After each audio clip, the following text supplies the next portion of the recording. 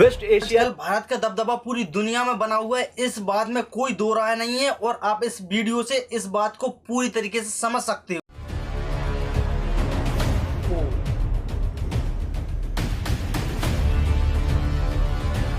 Waste Asia का माहौल फिर से गर्म है। ईरान ने इजराइल पर बड़ा मिसाइल हमला किया है और अब पूरी दुनिया इस संघर्ष की ओर देख रही।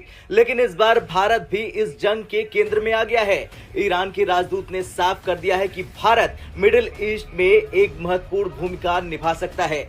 अब क्या भारत के अच्छे संबंध ईरान और इजराइल के बीच इस जंग को रोकने में मदद कर सकते हैं? ये बड़ा सवाल है।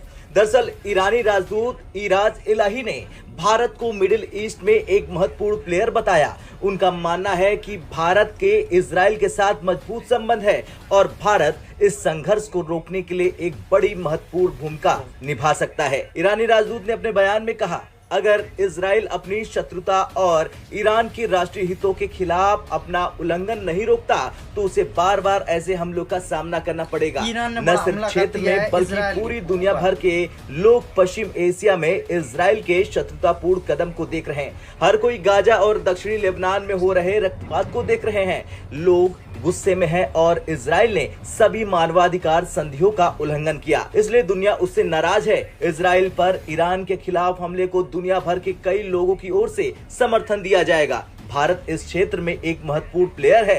इजराइल के साथ इसके अच्छे संबंध है और जैसा पीएम मोदी ने कहा कि ये युद्ध का युग नहीं है। हम ईरान में भी इसे मानते हैं, लेकिन एक देश दूसरे देश की संप्रभुता का उल्लंघन करता है तो वो देश और क्या कर सकता है। भारत जिसके दोनों पक्षों ईरान और इजराइल के साथ घनिष्ठ संबंध है, ये इजराइल को क्षेत्र में अपनी क्रूरता को रोकने के लिए मनाने में मदद कर सकता है। अगर हमारे समय का हिटलर अपनी क्रूरता बंद कर देता है तो उसके देश को परिणाम नहीं भुगतना पड़ेगा। अब ये तो था ईरान के राजदूत का बयान, लेकिन सच्चाई ये है कि भारत के साथ इजराइल और ईरान दोनों के संबंध बेहद घनिष्ठ हैं। जहां एक तरफ भारत का इजराइल के साथ रणनीतिक और सुरक्षा सहयोग गहरा है, वहीं दूसरी ओर ईरान के साथ भी भारत के पुराने व्यापारिक और सांस्कृतिक संबंध है। इसी के चलते ईरान की उम्मीदें भारत से हैं कि वो इजराइल को अपनी शत्रुता को रोकने के लिए मनाए। अब सवाल यह है कि क्या भारत इस संघर्ष में मध्यस्थता कर सकता है? क्या इजराइल और ईरान के बीच युद्ध को रोकने में भारत की भूमिका होगी?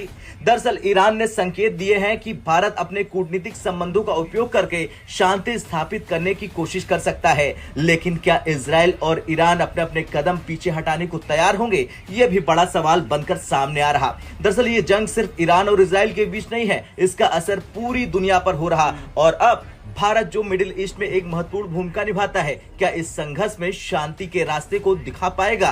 क्या इजराइल और ईरान अपने कदम पीछे हटाएंगे या ये तनाव और भी गहरा हो जाएगा? अब जवाब तो वक्त ही देगा, लेकिन एक बात तो तय है कि दुनिया इस संघर्ष के हर मोड़ पर अपनी नजरें टिकाए हुए है।